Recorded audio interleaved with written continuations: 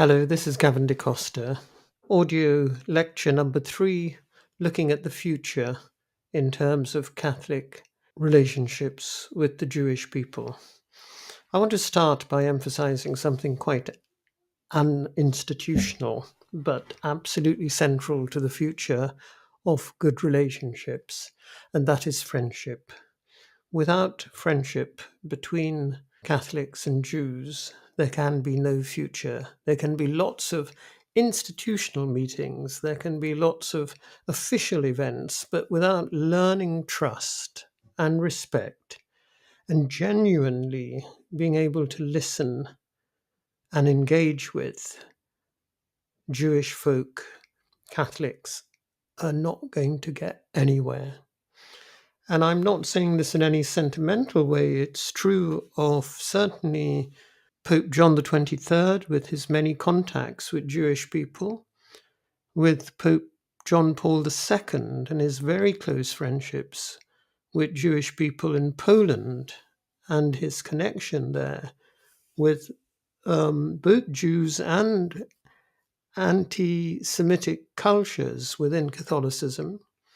And it's true of Pope Francis with his very close friendships in Argentina with rabbis and the Jewish people. So I think basically wherever you are, whoever you are listening to this, that would be the one thing I could say. If you're a Catholic, the investment in the future is being serious about friendship. And from that, I think much will stem. Okay, I just want to make 3 points now about the future in terms of general issues, and then I want to look at 3 points in terms of doctrinal issues in the future. Ever since the Second Vatican Council, one question has remained, which is, what about Israel? It had been difficult for Catholics to acknowledge Israel because of various really problematic traditions within Catholicism. In Pius's comments with Theodore Herzl back in 1904, Pius was clear that he could not acknowledge the Jewish people because they had rejected Christ and therefore could not accept the desire of the Jewish people to resettle the land. And if they went there in a secular mode, equally he felt that would be more abominable. Okay. In 1993, a fundamental agreement was signed between the Holy See and Israel, whereby diplomatically there was a recognition of each other, and most importantly, from the Catholic viewpoint, legitimating the state of Israel in its official view on a social and political sphere. This did not exclude the recognition of Palestinians, because a fundamental agreement followed shortly afterwards with the PLO, and the recognition of a Palestinian state. Second point is that the Catholic Church went pretty well full throttle with the assistance of many, many Jews and friends to develop engagement with all forms of religious Judaism and non-religious Judaism. There was an official channel for the Vatican to carry out dialogue with different Jewish groups who came together in a coalition to form this partnership. And most interestingly, with John Paul II, a huge breakthrough in establishing official dialogue with the Israeli rabbinate.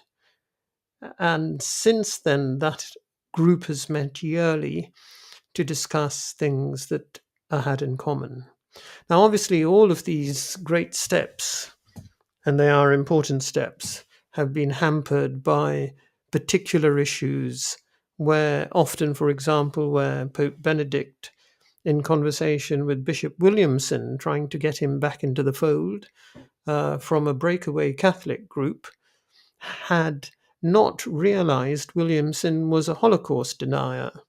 And many Jewish groups broke off conversations with the Catholic Church in disbelief that someone who was a Holocaust denier was being embraced, or at least trying to be embraced, back into the heart of the Catholic Church.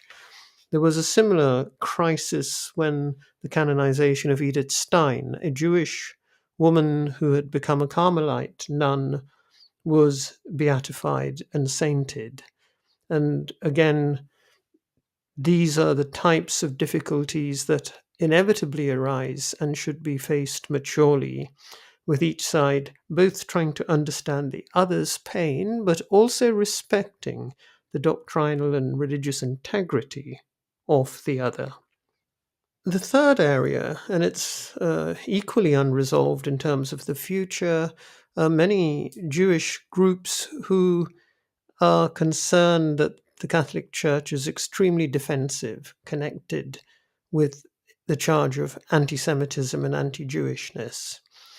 My own view of this matter is twofold. On the one hand, it is absolutely vital to be truthful about our history as Catholics and to call out and see clearly where anti Jewishness and anti Semitism has existed. And there seems to me an enormous amount of evidence that it has in the culture, in particular practices of the church, and in the great theologians. Some of this was touched on in audio number 1. And one has to repent and ask for forgiveness, both from God and the Jewish people. Whether this actually cuts into the heart of acknowledging that the doctrinal authority of the magisterium is in question is another matter.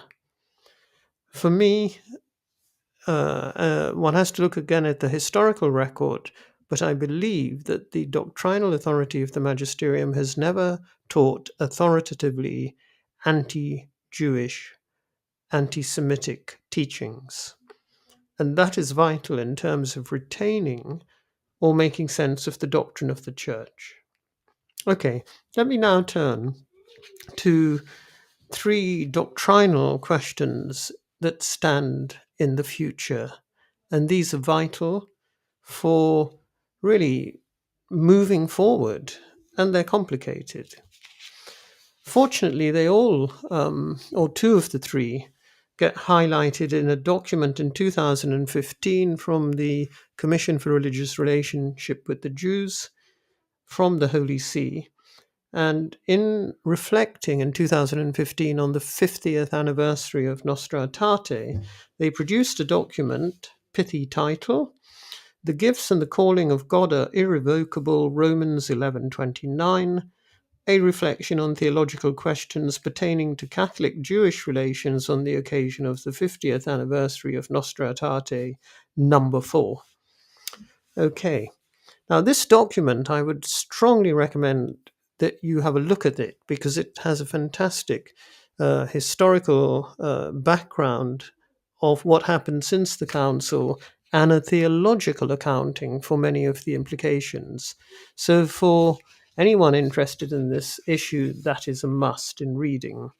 It contains 2 particular points I want to focus on, and it omits entirely a third that I also want to address. Now, the first point, and I think this is really important for the doctrinal core of Catholicism, because in the end, authentic Catholicism is generated through its doctrinal beliefs. We find in the Council the beginning of the teachings that the Jewish covenant is valid because God makes a promise and respects and keeps intact the gifts he has made to his people. That's stemming from Paul Romans. We find in this document the implication of that teaching slowly unfolding. Number 1, the acknowledgement that the Jewish religion is from God. It is not like other religions. Secondly, that it is an authentic covenant with the true and living God. And thirdly, this means that Catholics cannot but look carefully to discern God's ways amongst this people and in their practice of their religion.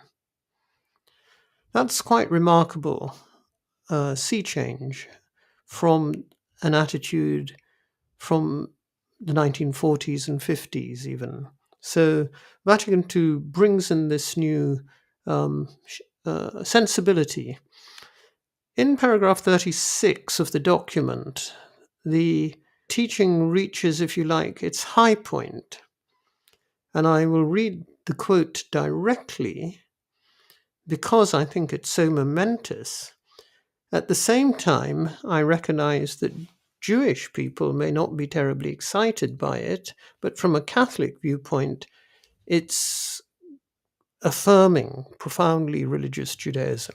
So the quote runs, that the Jews are participants in God's salvation is theologically unquestionable.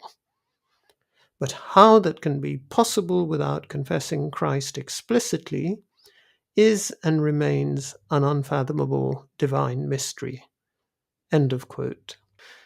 Note, it says that the participants in God's salvation, that the Jews are participants in God's salvation is theologically unquestionable. That is quite a remarkable shift in the tradition. From the council, we've moved to a new plateau which affirms that God's salvation is present here amongst the Jewish people. It doesn't go that direction without recognizing the difficulty for Catholics saying this. How that can be possible without confessing Christ explicitly is and remains a divine mystery. Okay, so that's one for kind of keeping Catholic theologians in employment for quite a few years. Although, interestingly, paragraph 17 of the same document suggests an answer, which is that there can be both explicit faith and implicit faith in Christ. And implicit faith in Christ traditionally was understood to be the possession of the righteous of Israel, Moses, all of the great teachers and patriarchs and matriarchs of the Jewish tradition who believed in God in their hearts and minds. Implicit in that belief, because it was the true God, was an implicit faith in Christ. Now, whether that kind of theology is going to have to buttress this new teaching remains to be seen. But it is, if you like, carrying out a delicate balancing act of both affirming Judaism and, on the other hand, keeping the centrality of Christ in place. In the document, it rejects the so-called two-covenant view, that there are two ways to God, which are alternative ways. And in that sense, it brings out a drama that Catholic theology, I think, is still in the middle of, trying to make sense, but at the same time making sure one pole of that drama, i.e., the Jewish people are part of God's covenant, is not eradicated, as was the case historically. Second point, and it's connected, in paragraphs 40 to 43 in the 2015 document, it turns to the vexed question of mission to the Jews, or evangelization of the Jewish people. Now, right back from Vatican II days, when Abraham Heschel, Rabbi Abraham Heschel, famously said, when the leaked document came out of what would become Nostra Aetate, that he would rather return to Auschwitz than convert to Christianity. And what the rabbi meant, and we really need to take this seriously, if he was to convert, it would be a double victory for Hitler. The liquidation of the Jews, not only physically, but also spiritually. So becoming a Christian was to, if you like, renounce Jewish identity.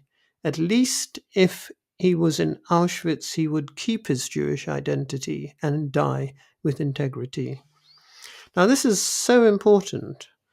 For Jews, the whole issue of Christian identity has meant an eradication of Jewish identity. And paragraph 40 recognizes this painful issue. It also recognizes that Judaism is not to be treated like other religions because it is already in engagement with the true and living God. It says in this section that there is no institutional mission to the Jews from the Catholic Church, both in practice and in principle. This is true in practice right now. Historically, it is not true in practice or in principle. So, in some respects, that's a slight something that needs to be clarified more clearly. But if we take it as being a present tense statement, it's still slightly difficult to know what the meaning of institutional mission is because it hasn't been used in prior Catholic documents. But then the document makes clear that no Catholic can be a Catholic in conversation with anyone without, in some sense, witnessing to Christ. That element is impossible to exclude. So there's no intention to convert in terms of that is the cause of dialogue, but there is an openness that witnessing to Christ will happen inevitably as being part of a human being who is a Catholic. Now, the section ends on a very complex, ambivalent note, which I think has to be looked at in the future. And that is, it acknowledges that, and I'll read the quote from paragraph 43, it is and remains a qualitative definition of the Church of the New Covenant that it consists of Jews and Gentiles, even if the quantitative proportions of Jews and Gentile Christians may initially give a different impression. Now, what it's saying is that the early church was made up of Jews and Gentiles. That was a qualitative definition. And it implies the possibility that if it's a qualitative definition, then there must be a role for Jewish people within the church without losing their Jewishness. And of course, that is a double-edged sword because I've noted Heschel was saying, conversion meant losing your Jewish identity. A Jew could say, so Catholics now have a new ploy, which is you can convert but keep your Jewish identity and be Catholic. But what about the fact that we don't want to convert? Okay. Second problem. The third and final one, which I want to address, is not mentioned in the document and in some respects is evaded, and this is the land promise. Now, what I'm going to say from this point on is my own opinion, but interestingly, Rabbi David Rosen raised this question at the official launch of the 2015 document, that the document had omitted any attention to what concerns Jews, possibly one of the most important questions, the status of the land. So my private view is that, one, I support what I call a Catholic minimalist Zionism, and that is to recognize that the gifts and promises that God makes to the Jewish people include the land. This is unquestionable in the traditions of what we call the Old Testament. And this means that the land has been given to the Jewish people so that they may witness to God's grace, mercy, and light to the nations. The land has been given not as some kind of privileged monarchy, but in fact as part of right worship. This promise indicates that God's love for his people endures. It does not indicate that Palestinians do not have a right to live on that land. And thirdly, while it may be a sign of the end times, which is what many Protestant Zionists believe, as a Catholic, I would say that Jesus warns us that only his Father knows this point in history. This does therefore not mean Catholics will support Israel as a state unconditionally, but will support the land and the people with a sense that this is part of God's plan. It cannot exclude the rights and the justice due to the Palestinians, but it is not just a political recognition. You can see from these three issues that what has characterized Catholic-Jewish relationships, controversy, difficulties, and bewildering questions will remain. But the future will be held more by friendship and, I hope, trust, so that we can face these questions, working together for a safe and better world, and one in which God is honored, recognized, and pointed to by both of our communities' actions. Thank you for listening. This is the end of Lecture 3. This is Faydra Shapiro recording session 3 of Pathfinder course, Catholic Jewish Relations, and this is the segment Into the Future. When we think about kind of into the future of Catholic Jewish relations, the first place we need to begin is with a recognition that Nostra Aetate isn't the end of the story. I mean, notwithstanding our shared discomfort with the word revolution that came up in our conversation from session 2, I'll also note that revolutions don't occur suddenly in a single event or on one day. What is really revolutionary, we might say, about Nostra Aetate is what it inspired and what has followed in the now almost 60 years since. And the fruits of Nostra Aetate have been quite rich indeed. Now, in the second session, in the conversation that Gavin DaCosta and I had together, I recalled my disappointment many years ago on my first reading of the document, kind of like, "What? That's it? What's the big deal?" But if you'll excuse the comparison, over the years, I've come to read Nostra Aetate like, kind of like the written law, a written law that requires exposition through an oral law.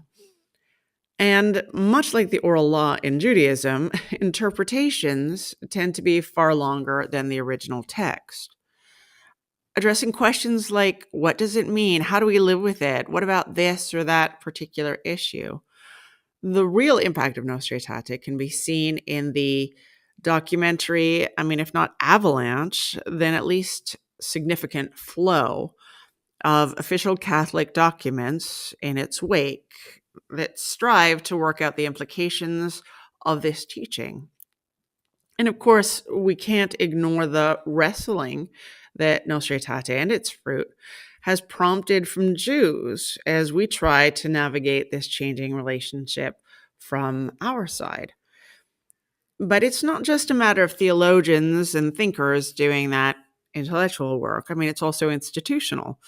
Nostra Aetate inspired many highly regarded centers of Catholic Jewish studies at educational institutions across North America, including, St. Joseph's, CTU, St. Leo's, Sacred Heart, Providence College, Fordham, Holy Cross, and more. In fact, the Pontifical Gregorian University in Rome has a center for Judaic studies named after Cardinal Bea, who was so instrumental in making Nostra Aetate a reality. Again, it's not just intellectual, it's also exegetical, where in the wake of Nostra Aetate, where the relationship between the Old Testament and the New Testament is no longer to be read as a relationship between inferior and superior.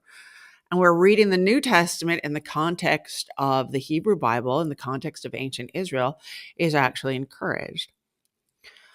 We see the fruit of Nostra Aetate in thinking about Christology for Christians, and understanding that any thinking about the historical Jesus must be connected to his Jewish context.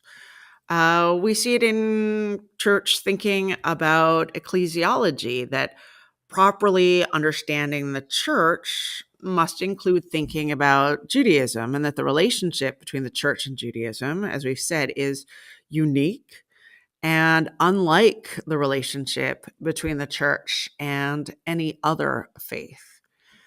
So Nostra Aetate, as Gavin said, kind of clears the blockage so that something positive and vital can flow. And indeed, it does and continues to do so. So that revolution is unfolding right in front of us.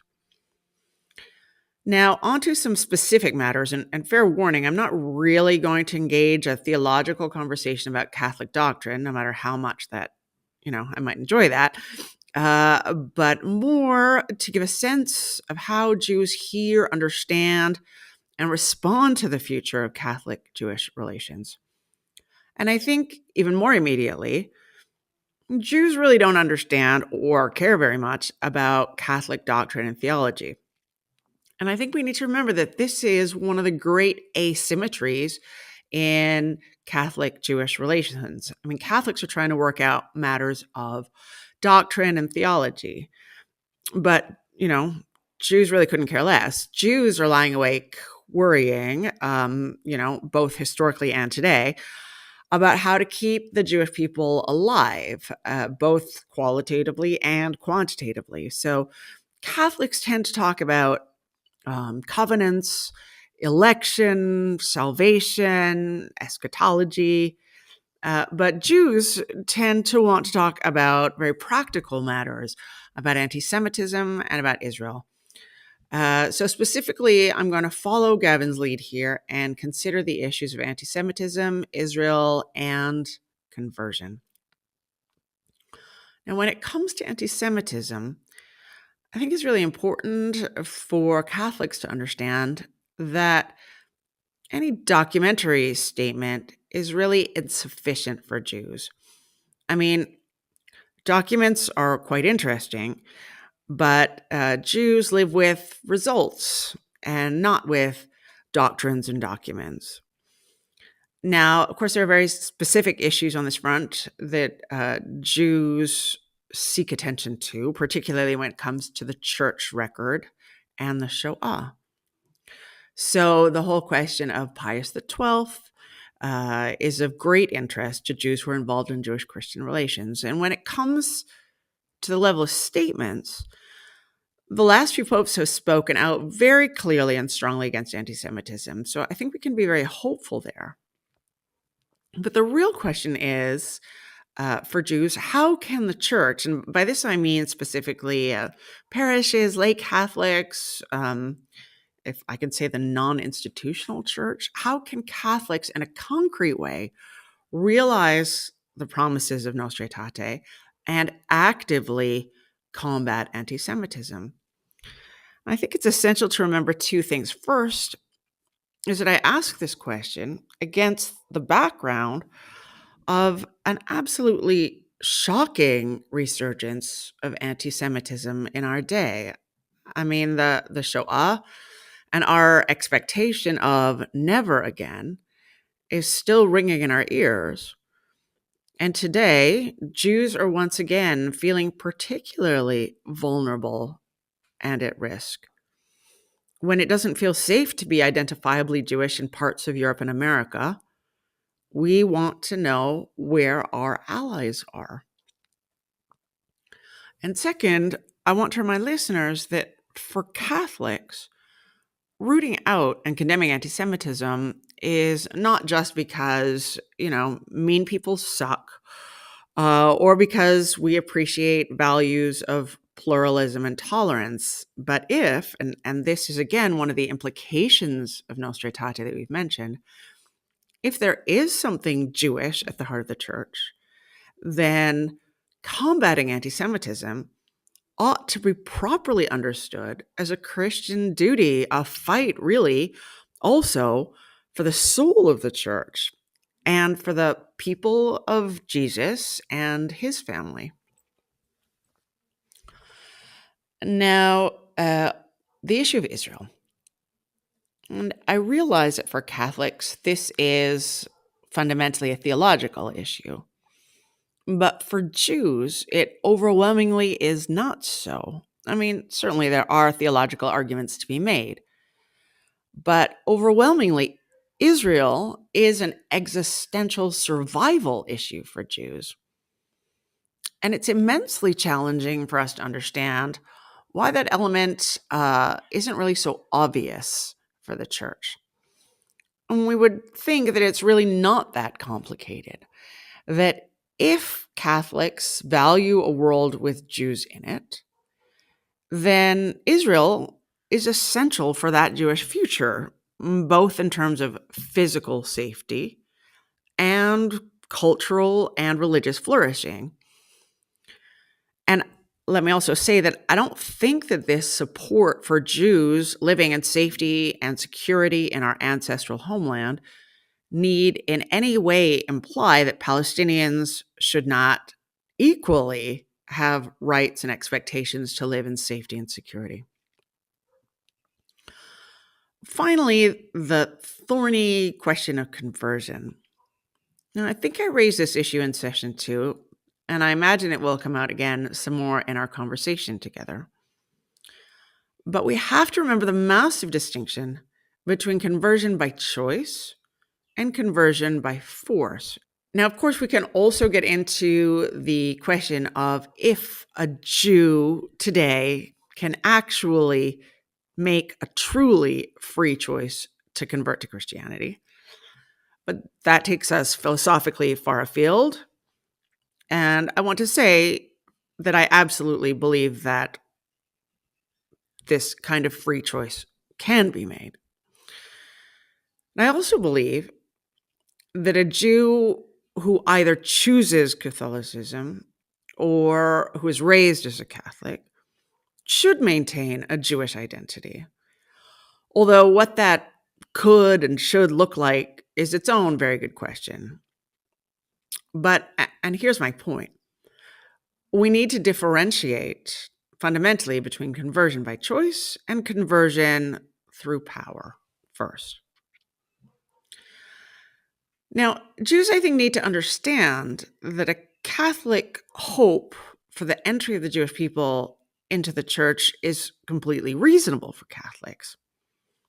But I wish that Catholics could understand that for Jews, this hope reads like denigration and a disrespect for Judaism. It doesn't make sense to us. And let's face it, it's also a rather thorny theological question for the church as well. How to, at the same time, honor and value Judaism, while at the same time, kind of assert its insufficiency. And it is a very real problem, very kind of down to earth problem in terms of Jewish Christian relations, when the ideal Jew, so to speak, is a baptized Jew. Because for Jews, a baptized Jew is precisely the opposite. So while Jews should understand this Catholic hope, Catholics need to understand the corollary Jewish fear. And it's here where we're reminded that Judaism and Catholicism have much in common, but are fundamentally different faith systems with different histories and different beliefs and different hopes. So I would like to conclude really with the matter that Gavin began with, and that is friendship. I mean, it's friendship, in my experience, that makes the difference. It's through friendship that we can have these challenging conversations in a fruitful rather than a hostile kind of way. It's through friendship that we can take the time to listen to one another in a deep kind of way and hopefully even accompany each other in our respective quests for holiness. It is through friendship that we can cherish what we share and at the same time respect our significant differences. Hello, I'm Gavin DeCosta, and it's a great pleasure to be talking with Faydra Shapiro on this first audio. So, Faydra, I just want to start by saying it was important for me to hear your howevers and to remind me that uh, the kind of my doctrinal attempt to focus on what's important may be like slightly irrelevant in the face of a constant culture in Christianity where Jews have been battered and killed and given a kind of civic, social, political treatment that calls for nothing but just stopping in my tracks. And hearing the almost the kind of witness of history. So I do want to say that, however, I heard it and it's painful to hear, and I'm grateful you raised it. And there's a bit of me that also uh, makes me realize, as a Catholic, I'm not sure about this, that there may be an element of asymmetry about the importance of doctrine. Okay, so my view is that over generations, not immediately, but over generations, what the doctrine is filters down through the liturgy, through art, through culture, through sermons, so that eventually it does make shifts and transformations. So perhaps my focus on doctrine is the attempt to say, look, long term, this is the way that the Catholic culture can change. I don't know whether you, in any sense, were wanting to say, no, it's irrelevant, but uh, that's my focus on that doctrine. No, I mean, this absolutely makes sense to me. And I don't mean to downplay in any way the importance of doctrine for the church. But, as you say, I think that Catholics think like Catholics and Jews think like Jews. And so we need to be mindful of what Jews bring into this relationship, right? Like Jews don't really get the importance of doctrine. There are very few doctrines in Judaism, and most Jews ignore them anyhow. So, you know, correct practice is what makes a Jew orthodox, not belief or adherence to doctrine. And so, this might be one of those fundamental asymmetries, as you say, between Catholics and Jews that makes it difficult for us to hear each other clearly. I mean, it's not just about historical experience, is it? It's also about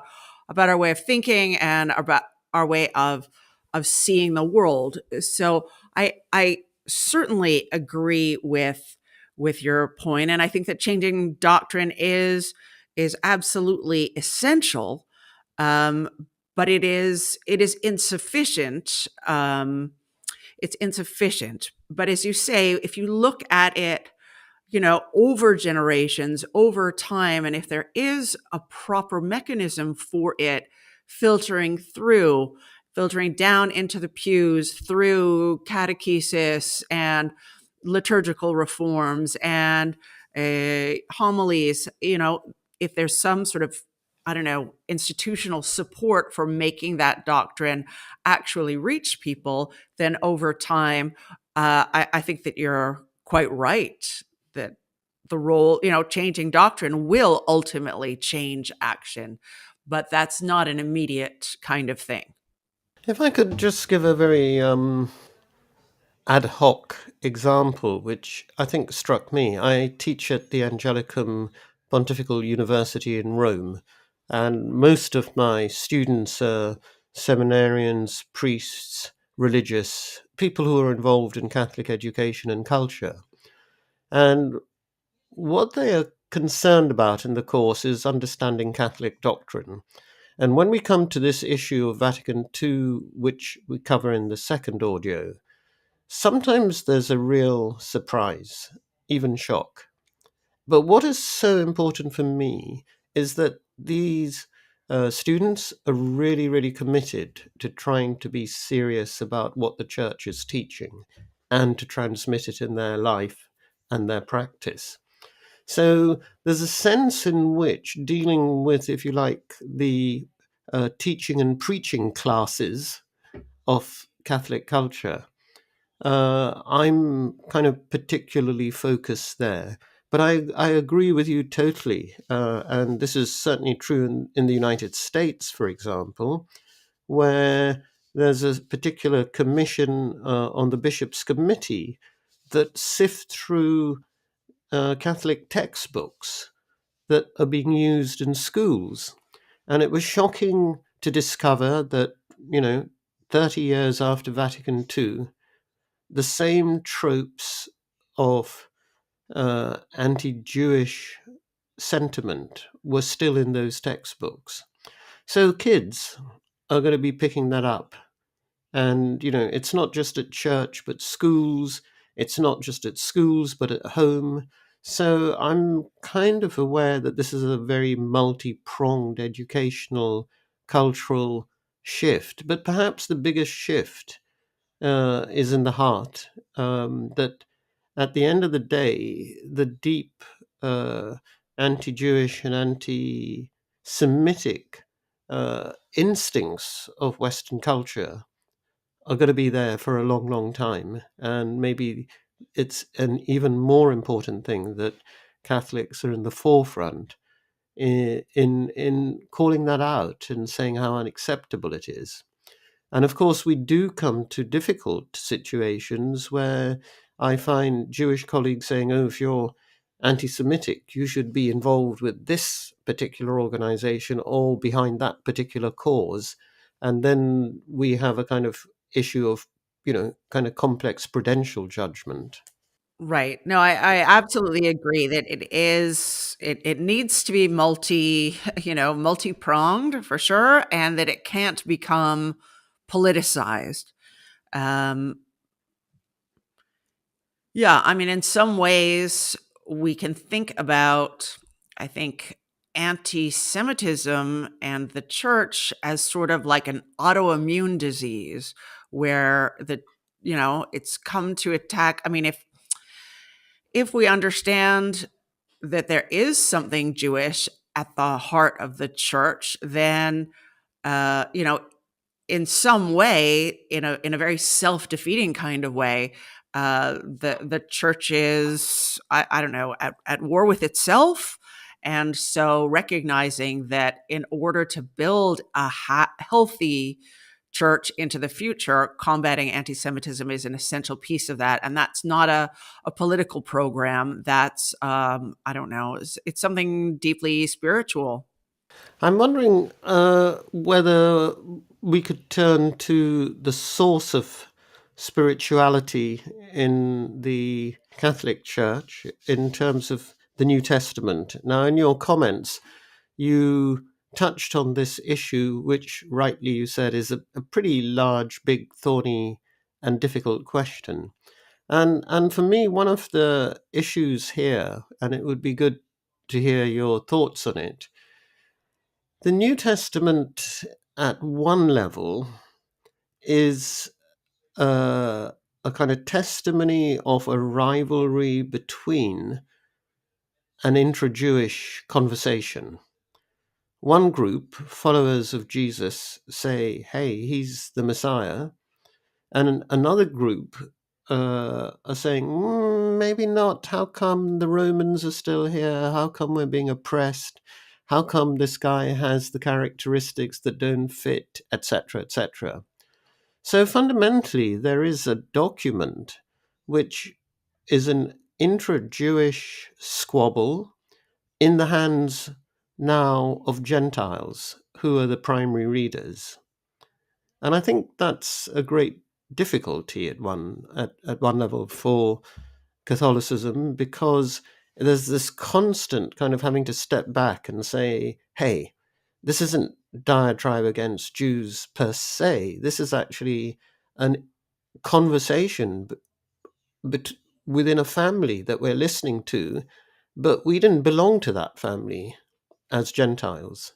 I don't know what you think about that difficulty that I'm ascribing. No, I think you're really right. I mean, when it comes to the sort of Gentile church listening in on an internal Jewish conversation, I think that it is kind of, the an amnesia, not to keep using medical terms, but a certain loss of memory on the part of the Gentile church about the Jewishness of the context and the Jewishness of the debate that helps to make it sound like it's a you know Christians against Jews, which is completely anachronistic kind of reading. But at the same time, when you speak about what the New Testament is, um, how it is received, how it is read, how it's understood, how it's acted upon is also part of what it is. I mean, of course, the whole complex philosophical question of where does meaning actually reside? And I think that we have to remember that it doesn't live just in the text and the or in the author's intention, but there is that dynamic relationship between the reader and the text. So I think that we can't really talk about whether the New Testament is, I'll say, anti-Semitic. I use that word, with great caution, but we can't talk about whether the New Testament is anti-Jewish or not without a sense of how it has been read and interpreted and acted upon throughout history. Uh, I, I, I'm torn by the point you're making, Phaedra. I agree entirely. The history of the Christian Church is the history of the readings of our sacred text. And those readings have constantly, through their being read in by a Gentile audience, have been turning the New Testament anti-Semitic. But it's important for me as a Catholic to argue the case, and I think, I hope this isn't a defensive argument, that if the text itself is in some sense genuinely and intrinsically corrupted or problematic, then the question of calling it revelation has to be faced up to. Now, this is not to say that there isn't a recognition that the text uh, is written in a historical context. It contains all sorts of elements which may be time bound, etc. But in a way, what's at stake here is the question of revelation. So I want to kind of push this and say the recovery that's going on in the Catholic Church, which we'll talk about in number 2 and 3, the recovery of trying to read those texts as they were intended and as they communicate the truth of God's communication, has to have a confidence that the text is not just how the community read it. Not that that's what you're saying, but that actually in the text there is a good news. Now, I think one of the points that you made so powerfully is that text has not been good news for Jews. It has spelt their destruction and oppression and uh, constant harassment. And I'm wanting to say, if the text is from God, and I'm not saying the text is from God, but the word of God comes through the text, then there has to be a kind of different picture from what we've been seeing.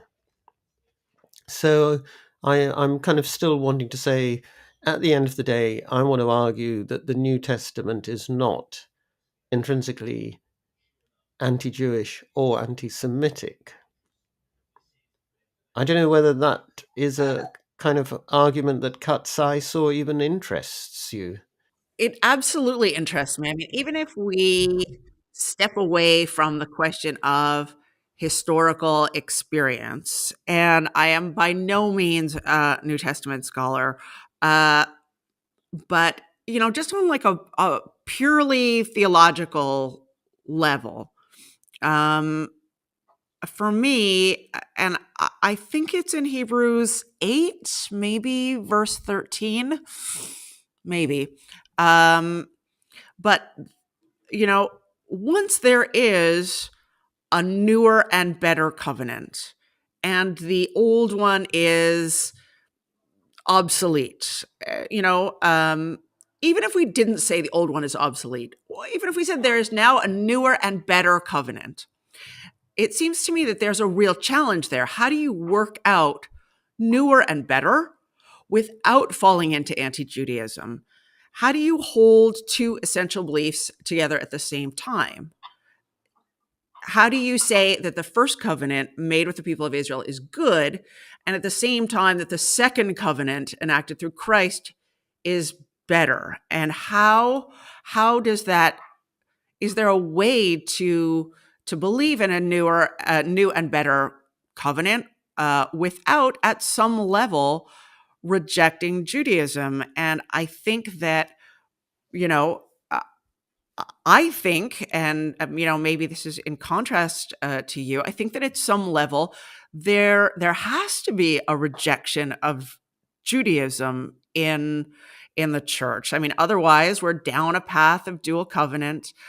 We can expect Catholics to be converting in droves to Judaism, and I am not sure that we need to be afraid of this kind of anti-Judaism. I mean, it seems to me that it is the basic prerogative of a tradition to believe that it holds the truth, and that other religions do not hold the same fullness of truth. And maybe here we're getting into that question of, what is anti-Judaism and what is its relationship to anti-Semitism?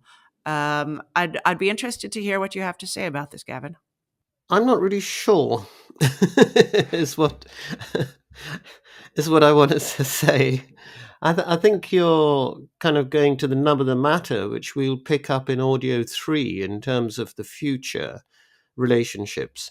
But it seems to me that you're raising a question which is very profoundly difficult for Catholics. In some sense, has an equivalent type of question in the Jewish tradition, which we could go into or not, which is that if you believe that there has been a true communication of God, which brings a people into a living relationship, there are going to be, by virtue of that, contrary communications in the world and in culture that you're going to have to say, not sure that seems to be from God. Okay, so the traditions we both share against idolatry are very powerful, that there cannot be a worship of anything but God. Now, the relationship then between the Jewish followers of Jesus in the New Testament and those Jews who were not following Jesus is certainly uh, a very, very mixed one. There's a critique going on, there's a complaint going on saying, hey, you guys are not being faithful to the covenant you've been given. Now, the issue then hinges right now on whether this meant that that covenant made by God to his people is dead and deadening, which is the kind of way in which Christians developed the tradition in patristic and medieval period, or whether, in fact, Paul and strong elements of the New Testament were not saying it is dead and deadening, but there is still some, if you like, response that could be made to this figure who is the Messiah.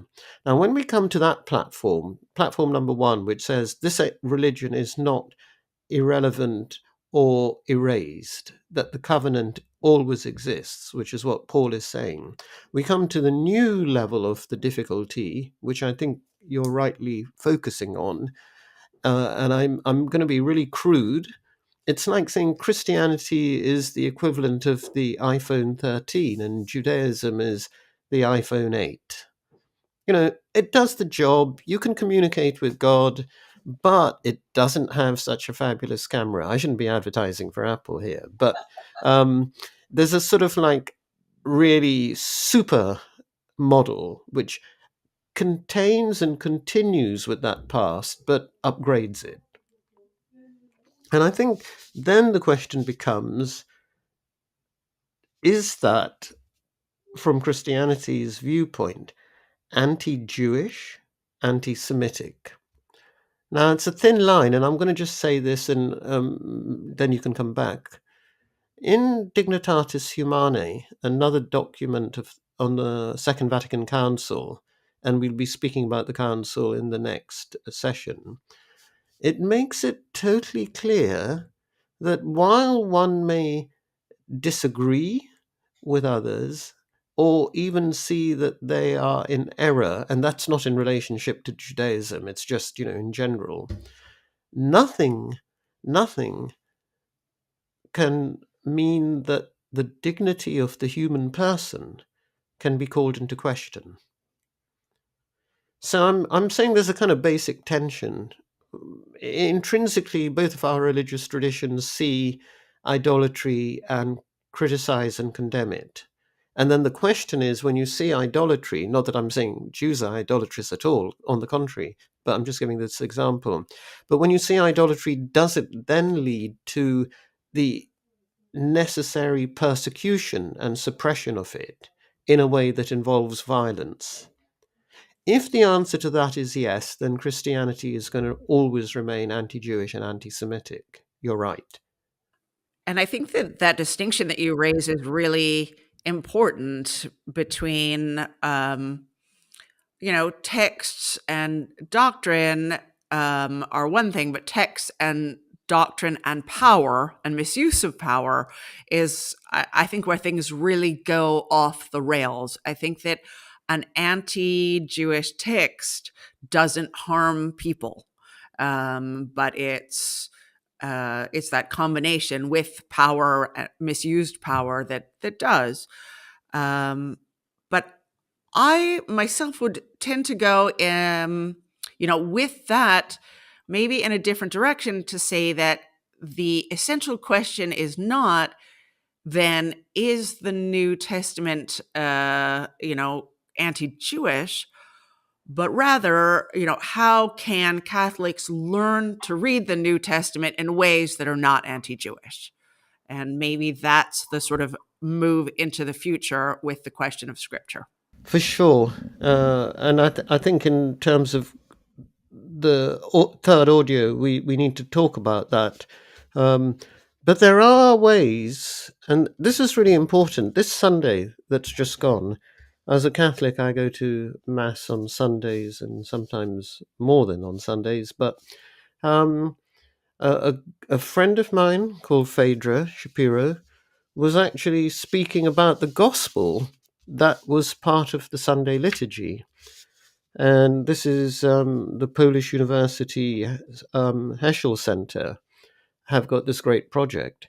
And what was such an amazing thing was to listen to a Jewish voice reflecting on the New Testament. And, I'm not just saying this because Phaedra happens to be here, but it did make me realize the Jewish context shifted so much in how to receive it. And after listening to Phaedra, I listened to Bishop Robert Barron, who's one of my favorite Sunday preachers. I should say, if my priest at the local church listens, I listen to him as well. But I like just getting a few inputs on Sunday. Um, and it made me realize, and Bishop Robert Barron is great, but we really lack if we're not listening to Jewish voices saying this story about Jesus being the fisher of men and the disciples being fishers of men is a really weird image. We've got to recognize that it doesn't necessarily echo quite comfortably in terms of what we call the Old Testament. So I think what you're saying is spot on. There's a massive process of education. And what I found, this is true of listening to Phaedra, it's true of listening to Amy Jill Levine, other Jewish people who are engaging with the New Testament, is that the message is not like, how come you guys believe all this nonsense? But in the Jewish context, there are a lot of other echoes going on that you're missing. So that will come in session 3. But I'm in agreement that learning to read our scripture is just a new part of a kind of process that's beginning for Catholics. Maybe we should finish, though, Phaedra, addressing your question as well. Is there a difference between anti-Judaism and anti-Semitism? So, quite interestingly, some Jews are criticized as self-hating.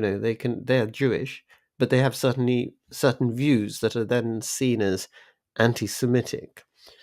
Gentiles can be criticized for being both.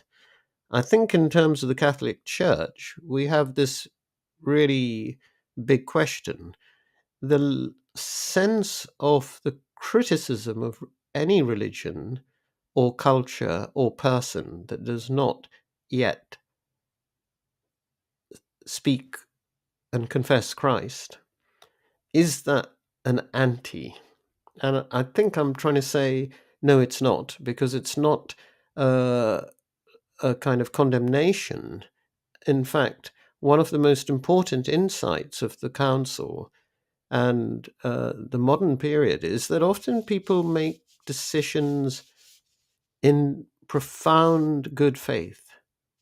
They're not willful. Is there a sense that Phaedra, who I'm talking to, has rejected the truth? And I think I'll let you answer that in a moment. But my sense is that I've never met a Jew who ever says, yeah, I see that Jesus is the Messiah, but I just don't want to follow Jesus. I've just never met that. So it's about taking the good faith seriously of a person's path and learning from that how to respect and hear how God is moving that person. But I'll let Phaedra have the last word for this. Wow. Okay. Thank you, Gavin. That's quite a dense topic, and I'm sure that it's one that we will be getting to address in our third session into the future. For now, this is Phaedra Shapiro and Gavin DaCosta. Thank you very much for listening.